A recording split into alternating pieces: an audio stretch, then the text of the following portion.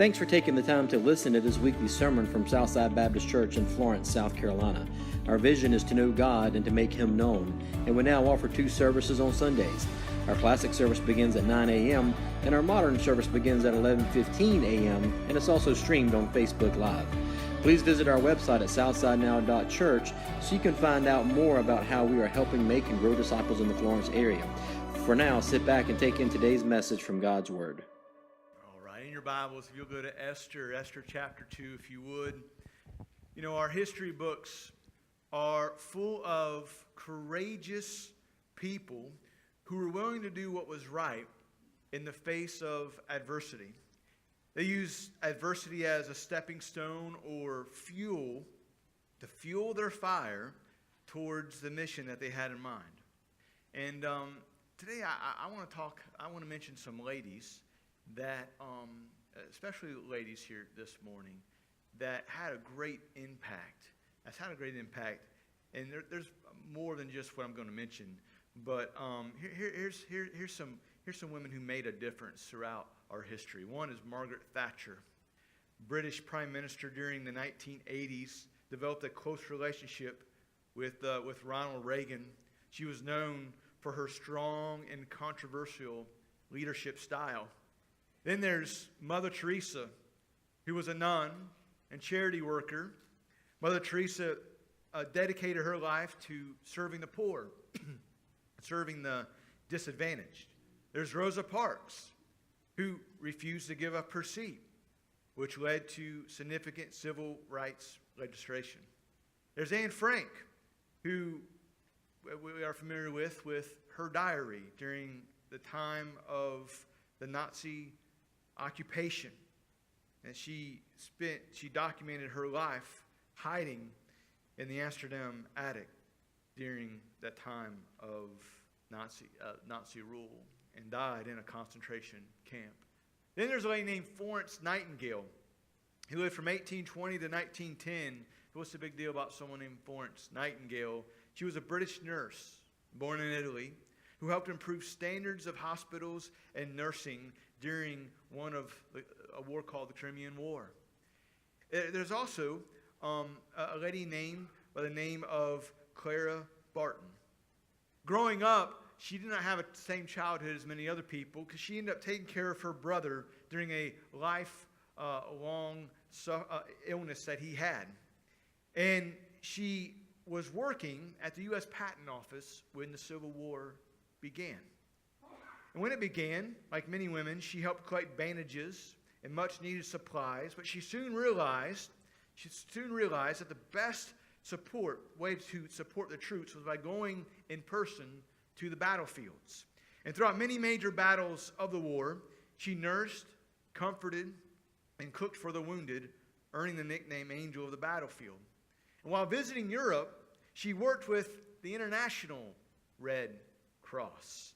And there she became familiar with the Switzerland-based Red Cross, which called for international agreement to protect the sick and wounded during wartime. And so what did she do? She came here and started the American Red Cross. She saw a need. She saw something important. The lady we're going to look at here today is by the name of Esther. In fact, Queen Esther. Someone who God used in a mighty way. Someone who used the wisdom that God had given her. She was a woman of courage and willingness to do what was right in the face of adversity. Her story all started with one day when King Xerxes, who was the great Persian king, Persia was a world power during that time. It was a superpower of that day. And he also was, because of their country, they had and attained great wealth. Well, as custom, they would have a party. They would have a party before they would go to war. Now, this was not a finger food type party with some cheap wine or bubbly. No. They partied for 180 days before they went out to war. Now that is a party, right? I mean, some of y'all went to some fall festivals. We had a trunk or treat here, and we had fun. Maybe you went to some other parties for a couple hours, right? No, they partied for 180 days. Half of the year, they partied. Now, these just weren't simple parties. No.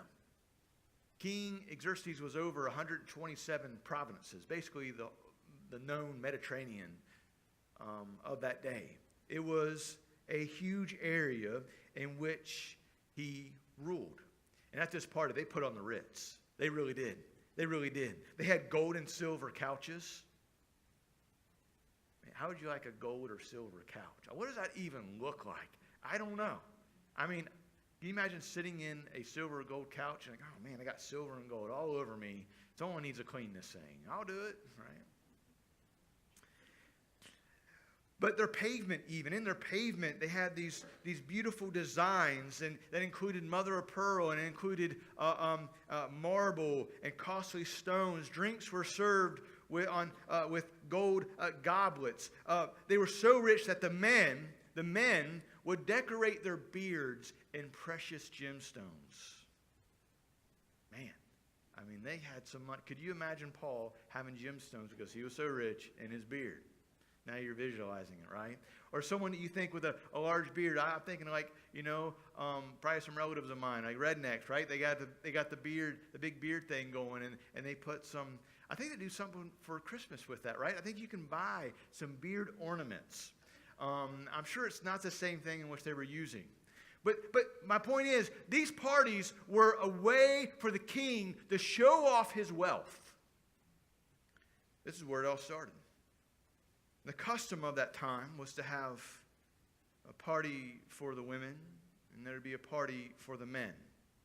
And at this party for the men, you would have most of the military officials. They would plan. They would plan during this time. And they, of course, the wine would be flowing. It was unlimited drinking at these parties, and so many of the men were half drunk or completely drunk as they planned their military endeavors. Xerxes, being half drunk, decides he wants to show off his beautiful wife, Vashti, which was against Persian custom. She refused. He was furious.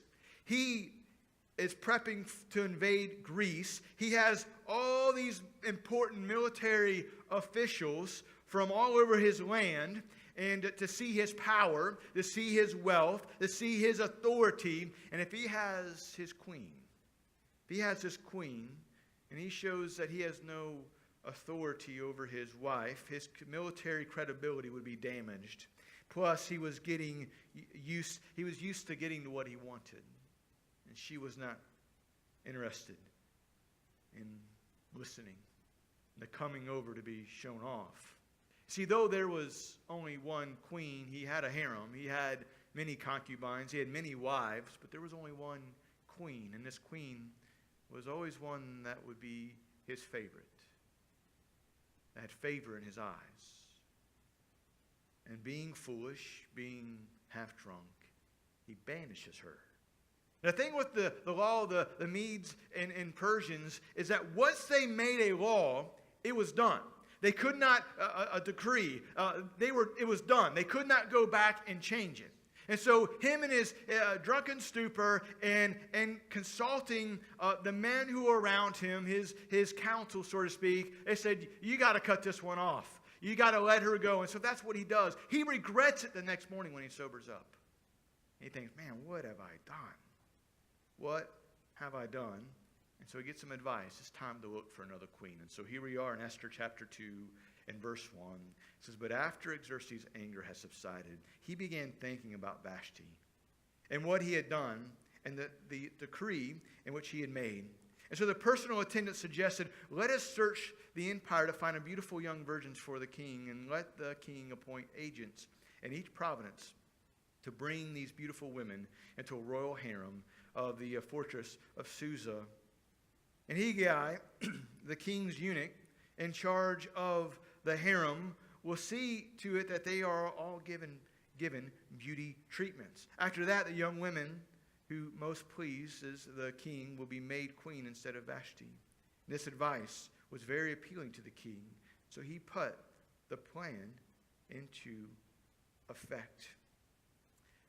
Kind of like that show, The Bachelor. Now, I won't ask any of you to watch The Bachelor. I'm going to confess some of my sin here. I've watched one season of The Bachelor. All right? Don't hold it against me. I was young. All right? So when I was in college, I think it was like the second Bachelor season, there was a guy from Springfield, Missouri, which we were, there in going to college there in Springfield, Missouri. And so I got hooked in, right? And it's like one of those soap operas. Once you start watching a soap opera, it can just hook you in.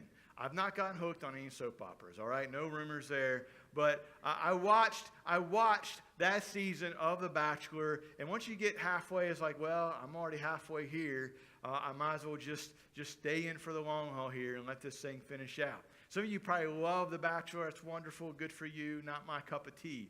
But everyone makes mistakes, right? I mean, we're human. We're not perfect. I'm just joking around a little bit. If you watch that, I really don't care.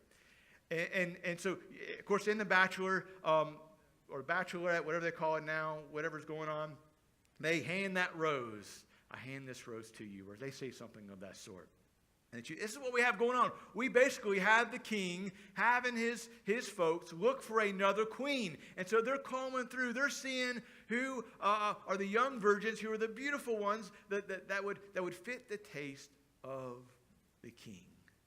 And we have maybe the first bachelor going on right here. And they're looking. And they go through.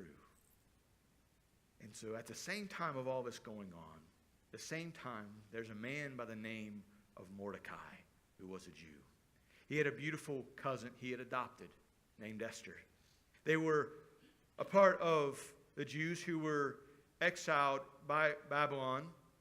She was chosen to be a part of this search, and you could say she received the rose. And Mordecai told her, keep your Jewish roots on the DL. Don't let anyone else know, because there's folks here who do not look favorably on us. And so the young women, they went through 12 months of beauty treatments and also learning the customs. Let's face it, ladies, let me ask you, how many of you would love to have 12 months of just being pampered? Yeah. This little hand went right up. I'm all for that right there. My wife would too. That sounds good. And once this new queen, though, once she would be chosen, she would spend a night with the king, and then she would go to where they had a second harem, and she would stay there. And she would only go to the king and only be seen by the king unless the king asked for her, and she found favor in the king's sight. So there may be months, there may be even years that goes by that the king has nothing to do with his queen and even some of the ladies who are in his harem. And so that's where we pick up at.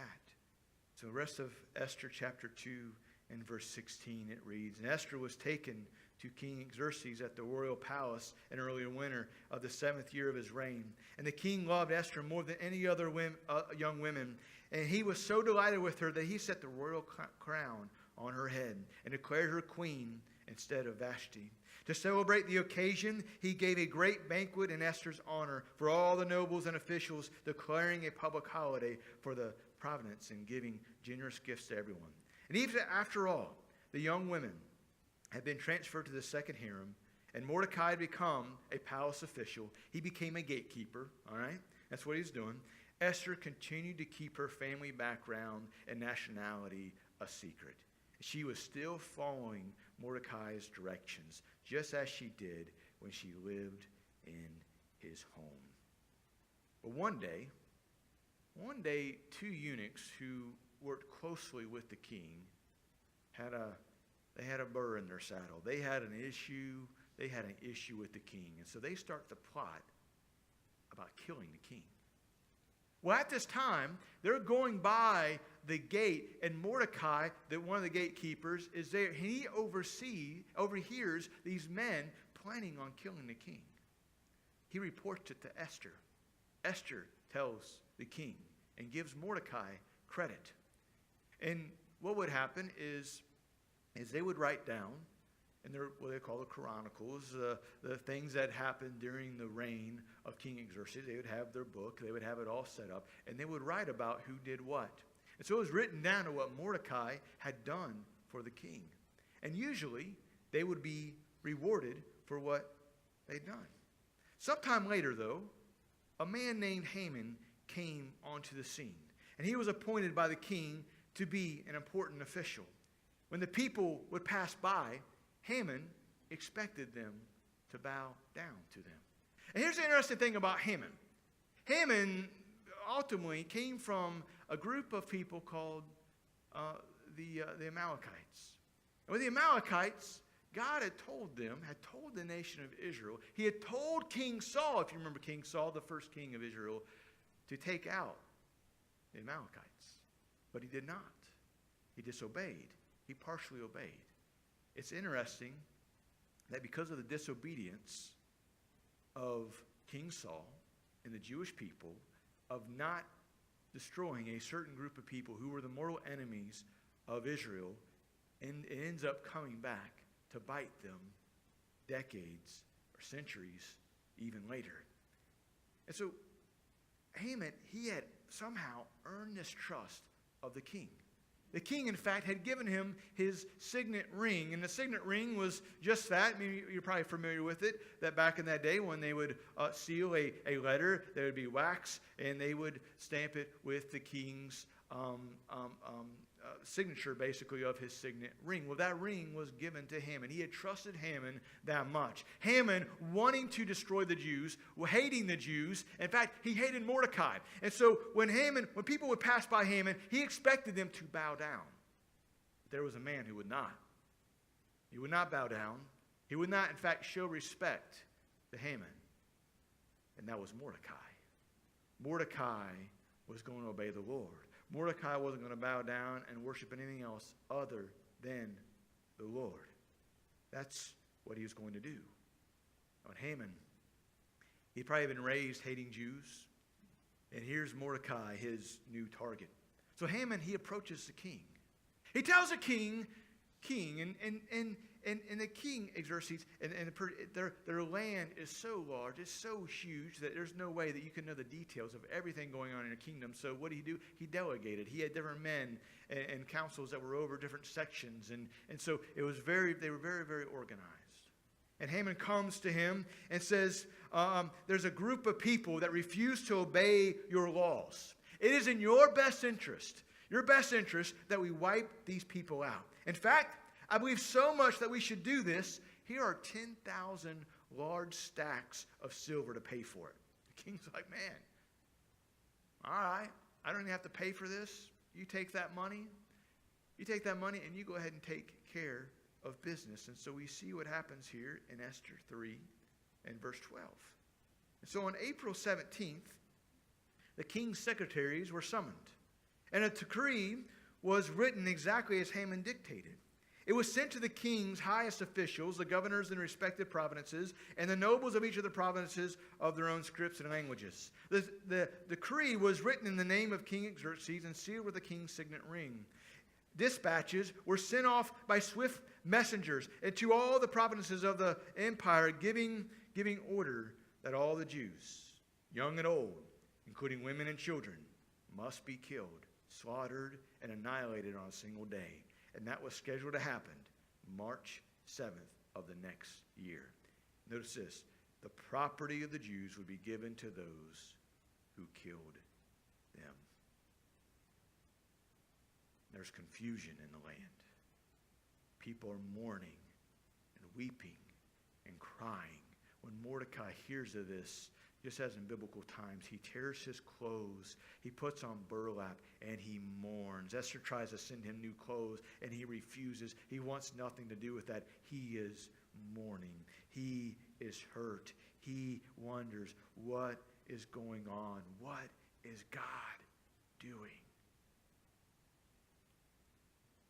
So Mordecai, he's still communicating with Esther. Not directly, but through different servants. And it says in verse 10, then Esther told Hathach to go back and relay this message to Mordecai. All the king's officials and even the people of the provinces know that anyone who appears before the king in his inner court without being invited is doomed to die unless the king holds out his golden scepter. And the king has not called for me to come to him for 30 days. Mordecai is telling her, Esther, you've got to do something. Esther, you need to convince the king. Esther, you need to talk to the king. And she simply says, I haven't seen the king in a while. I don't know if maybe he's angry with her. I don't know. It doesn't say. Maybe he's just busy. But she hasn't been called. She would be risking her life just to go before the king in his court unannounced. He would have a choice to make, the king, to whether to raise his golden scepter and to give the okay for her to come in or not. So it continues. So Hathach gave Esther's message to Mordecai. Mordecai sends a reply to her. Don't think for a moment that because you're in the palace, you will escape all the Jews being killed. If you keep quiet at a time like this, deliverance and relief for the Jews will arise from some other place. But you and your relatives will die. Who knows if perhaps you were made queen for such a time as this. She listens. And Esther sent this reply to Mordecai. Go and gather together all the Jews of Susa and fast for me. Do not eat or drink for 3 days, night or day. My maids and I will do the same. And then, though it is against the law, I will go and see the king. I love her reply. If I must die, I must die. And so Mordecai went away, did everything as Esther had ordered him. So for 3 days, they pray. For 3 days, she risked her life. And she's praying about what she should do. And so after the 3 days are up, after she had fasted, after she had prayed, she had gone before the Lord. She decides to put on her royal robe to enter the inner court to see if the king would raise his golden scepter. And she, thankfully, the king sees beautiful Esther and raises his golden scepter. He has favor with Esther. God has given Esther favor with the king. And she comes, and the king asks, what can I do for you? You could tell he loves Esther because he ends up saying, Esther, I will give you even up to half the kingdom. He knows this is important. Why is she come? Why does she risk her life? It speaks something to him. She says to the king, if I have prepared a banquet for you and Haman, for me to speak with you. And so they go to this banquet. And I think she was simply seeing if a time of testing to see, not just to ask for something right away because she hadn't seen the king, but just to have a banquet, just to see him because of who he was and because she loved him. And there at that banquet, she says, I have prepared another banquet. If it pleases the king to come, have you and Haman come to this next banquet I will have tomorrow. And so Haman is on cloud 9. Man, Haman goes home and he's telling his wife, he's telling his kids, he's telling his council, man, I am great. I am great. Other than the king, I'm second in command, and I'm going to a banquet with the king and the queen. I mean, he is just on cloud 9. He's so much on cloud 9 that he says, you know what? And his wife suggests this. I'm going to build a sharpened pole 75 feet, and I'm going to impale Mordecai on that thing. Now, when you read certain versions, some of it says gallows, which we think gallows, we think, hanging them. And but in reality, it's probably more of an accurate translation is of a sharpened pole that they would put them on. The Persians were known for that. Now, whether this is a true 75-foot pole or it was just something that was on top of a building that made it 75 feet, I don't know. The purpose was to make sure everyone saw who was hanging on that pole. So he erects this pole. All at the same time. At the same time of this going on, there's no coincidence, is there? There's not. This is not a coincidence. At the same time, the same evening that this pole is erected, that night the king has trouble sleeping. He has trouble sleeping. And so he has one of his assistants, his attendant, bring in the book of history of his reign. And the attendant starts to read it to him. And he starts to read about the story about how Mordecai reported from his beautiful king, Esther, about how the two guys had plotted to kill him. And he's like, attendant, does it say that we rewarded Mordecai? No, we didn't do anything for him. Well, man, he saved my life. We should do something. We should do something for him. We should do something for him. And while that attendant is finishing his sentences and reading to the king kind of sees a shadow in his inner court. Like, man, who in the world, who is that? And notice with me chapter 6 and verse 4. He says, who is that in the outer court, not the inner court? And the king inquired. As it happened, Haman has just arrived in the outer court of the palace to ask the king to impale Mordecai on a pole that had been prepared. So the attendants replied to the king, Haman is out in the court. Bring him in. And the king ordered. So Haman came in and said, this is what he says. The king said to him, what should I do to honor a man who truly pleases me? And Haman thought of himself. He thought of himself. Whom would the king wish to honor more than me? So he replied, if the king wishes to honor someone, he should bring out one of the king's royal robes, as well as a horse that the king himself has ridden. One of the royal emblem to be put on his head. Let the robes of the horse be handed over to one of the king's most noble officials, and let him see that the man whom the king wishes to honor is dressed in the king's robes, and led to the city square on the king's horse. And have the officials shout out as they go. Oh, this is good. This is what the king does for someone he wishes to honor. There's verse 10. Excellent! The king said to Haman, quick, take your robes and my horse and do just as you said and get that guy Mordecai. We need to honor him. And you could just imagine the countenance of Haman and the inward going, oh dear, what did I just do? What did I just do? Here's Haman, his enemy Mordecai, who just built a pole to impale him. Now he has to lead Mordecai. As Mordecai's on the horse, he's leading the horse through the town square and yelling and saying, this is whom the king wishes to honor, and screaming and yelling this out as he goes to the town square. Don't tell me God doesn't have a sense of humor. Don't tell me that God doesn't set things up. Just happened to be in the outer court. Just happened the story being read to the king during this time.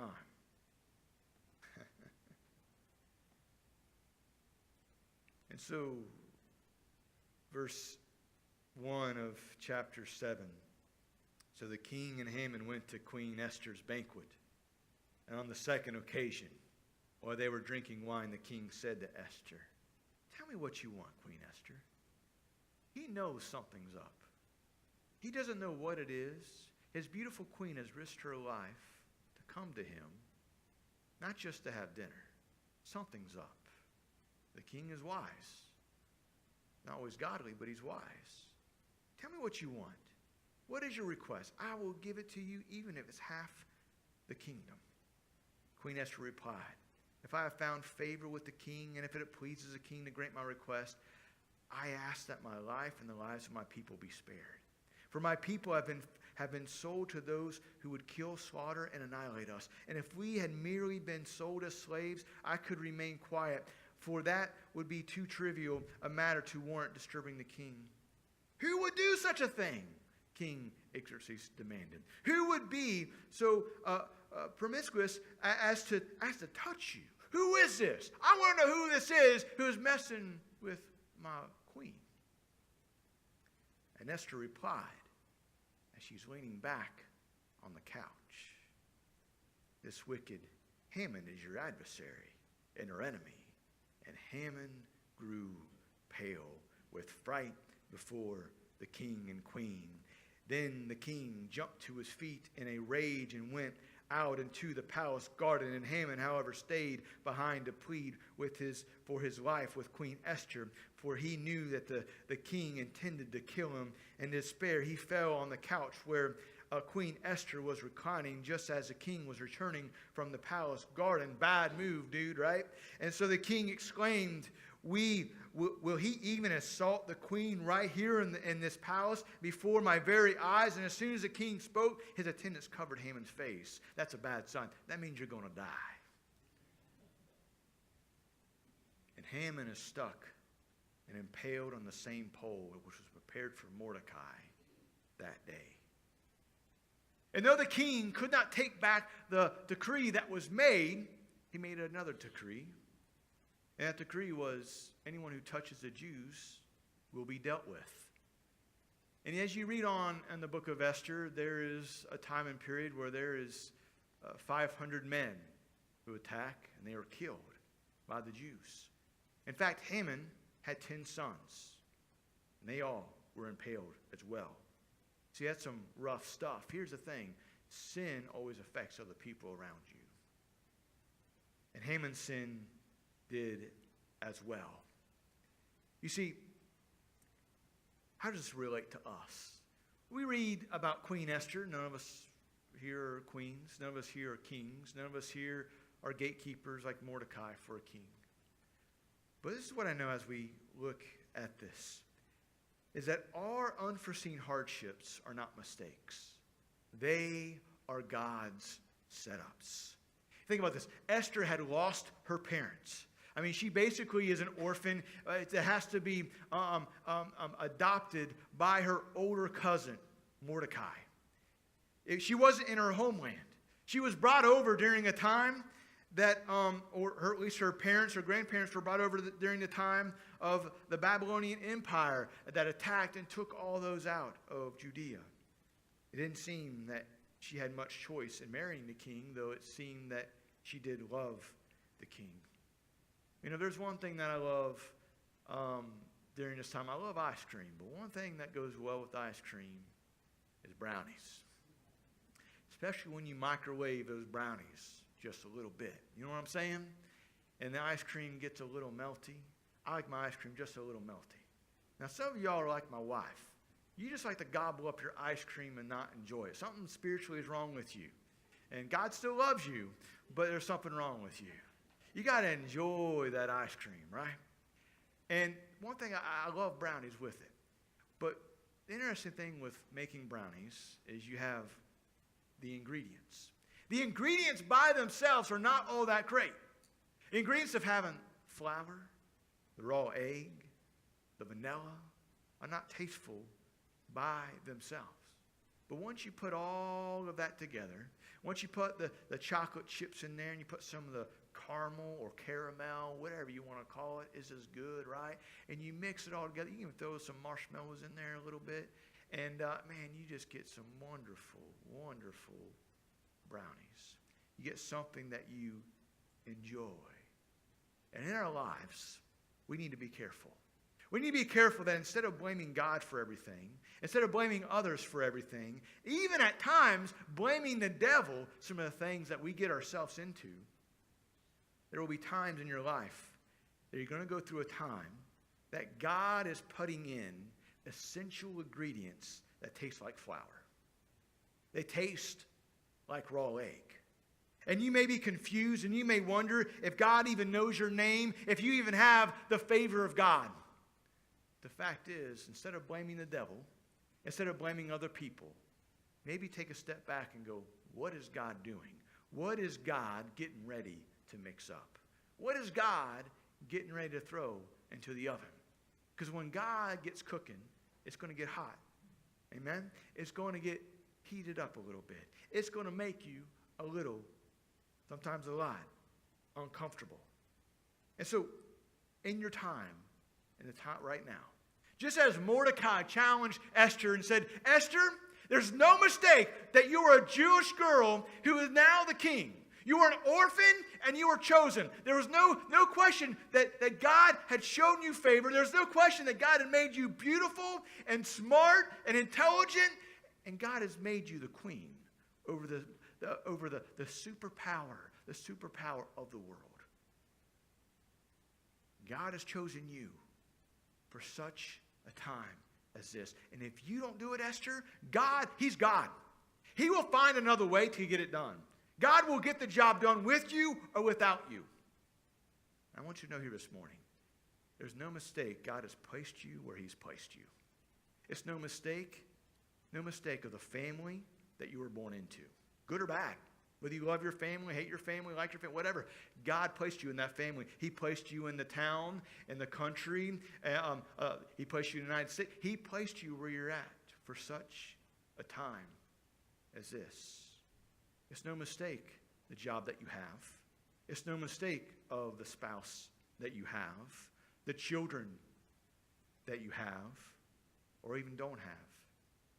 And that can be hard, and that can be rough, and you can wonder. I know for my wife and I, we were done at 2. I had my wife convinced. We are done. I'm like, all right, no more diapers. Thank you, Jesus. Praise God. And things happen, right? And my wife got pregnant, and a couple months into the pregnancy, my wife had a miscarriage. And so we were hurt, of course. And that one was a surprise. So we have a little one in heaven. And my wife, I want another one. I'm like, oh, all right. So Grant was planned, all right? Don't tell me he was a mistake. He was planned.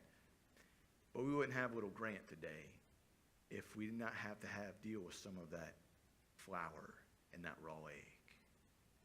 And you see God, He starts to mix it up. God was like, you may be done having kiddos, but I'm not done with you having kiddos. It can be so many different things like that in our life, the unforeseen things which God has for us. So for such a time as this, God has made you, He has called you, and He has given you a purpose. And you may be struggling with your purpose right now. But God, preacher, I know I'm a child of God. I know I'm saved, but we struggle with our purpose at times, don't we? Sometimes it's because we're in a season, a different season in which we were in before, and things have changed, and we get uncomfortable. We wonder, what is God doing in my life? He has a purpose. He has a purpose for the season in which you're in. And I want you to know, your life is not a mistake. You have a calling and a purpose. Proverbs tells us this, Proverbs 20, verse 5. It says, the purposes of a person's heart are deep waters, but one who has insight draws them out. And all people are made in the image of God. Each of us are born with a purpose and a calling. We are wired a certain way. God made you the way He made you. You may look around at other people and go, man, no one else is really like me. You may be a little bit of an odd duck, like Mitch. We love Mitch, right? All right? There's not a whole lot of people like Mitch. Mitch is Mitch. You always need Mitches around. Amen?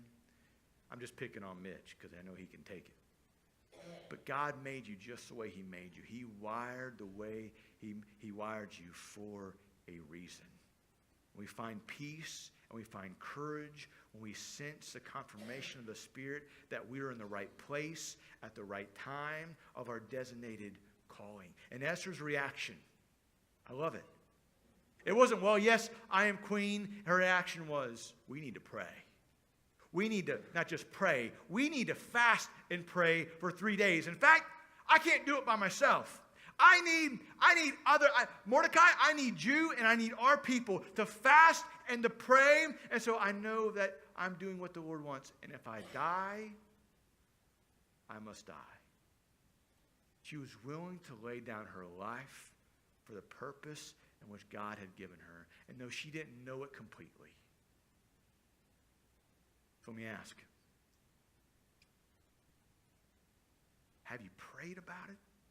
And not just prayed, have you prayed and fasted about what you're going through? When I lived in Marietta, one thing I noticed was a lack of community. You have 900,000 people in one county. And yet, it was probably for people, the number one thing people dealt with, and I believe this is true even here, maybe in Florence, and people in our life, is despite all the social media that we have and all the different ways we have to be connected, I believe this is the loneliest time for people today. People are lonely. You know, nothing happens by accident. And you can be lonely because a spouse has moved on to glory. You may be lonely because maybe the grandkids moved away.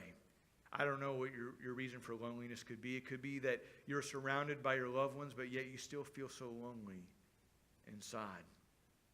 I don't know what it could be for you necessarily here this morning. But as we see and we read about the life of Esther, we see that God had everything worked out and planned out, even though she didn't see it all at the time. So in your loneliness, what should I do, preacher? What should I do? Pray and fast and see what God does. See how God moves. See who he brings into your life. See ways in which you can get connected for God to move in your life, because he never leaves us nor forsakes us. Albert Einstein said this. He says, a coincidence is God's way of remaining anonymous. And Esther has chosen to be the queen. She's in a unique position to help her people. I mean, Haman sharpening that post to impale Mordecai, and the same night that the king is reminded, he could have gave the decree, the word to Haman, yeah, go ahead and kill Mordecai, without knowing that that even his queen and Mordecai were even related. He didn't know it at the time. He didn't find that out until afterward. There's no coincidence. God is in control. But I want you to know something. Trusting God, just as Esther did, is key to your story. Trusting God will mean that you have to have courage in the midst of fear. Trusting God may mean that you lose something momentarily. Trusting God may take you out. It will take you out at some point in time, out of your comfort zone. God never promised you would always be comfortable. Has it been a while since you've been uncomfortable? God may just be getting ready to shake things up in your life. If you're uncomfortable, if you're comfortable, are you really in the game? Are you really in the battle? Because we are in a spiritual battle every single day. See, life for a while was not comfortable for Esther and Mordecai, but they decided they were going to trust God and have faith regardless. Proverbs 3, 5, and 6, great passage. Trust in the Lord with all thy heart, and lean not unto your own understanding. In all thy ways acknowledge him, and he shall direct your paths. The key is acknowledging him. And that's exactly what Esther did. She acknowledged the Lord. She wanted to hear from God. She wanted to see what God wanted her to do. If there's a saying that applies even more so to Esther and Mordecai, is when Eisenhower said, evil prevails when good men do nothing. And they knew. They were willing to take a stand and do what was right. You see, anyone can just go with the flow. Anyone, including the dead. But a man or woman of God will stand in the gap. Will you stand in the gap? Will you trust in God and trust that God has a better story? Trust that God is not done with your story. That God's timing is greater than yours. You see, he has a better story. The question is, will you trust God for it? Let's pray. Father.